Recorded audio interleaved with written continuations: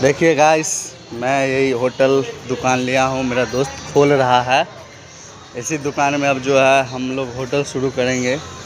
Job तो मिला नहीं, क्या कर सकते हैं, कुछ तो करना पड़ेगा, क्योंकि भाई ज़िंदगी जीना है तो ज़िंदगी जीने के लिए मेहनत करना पड़ता है। मेहनत कर तो रहा हूँ पर सफलता नहीं मिल रहा है।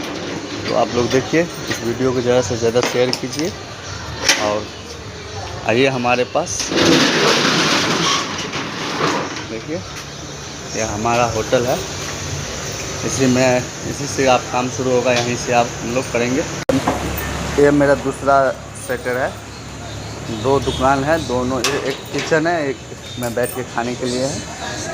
तो ये मेरा दूसरा ओपनिंग हो रहा है। वैसे ना वहाँ पे देख, वहाँ पे पत्थर होगा, उससे मारो। मेरा दोस्त किस तरह शटर को ठोक ठोक के खोल रहा है, ये देखिए, आप लोग दिखा क्या कर। ये देखिए, लोकेशन देख लीजिए, लोकेशन है मेरा। अगर आप लोग चाहिए तो आ सकते हैं यहाँ भोजन करने के लिए, खाना खाने के लिए। यहाँ पे ऑर्डर भी लिया जाता है। ये है मेरा लोकेशन।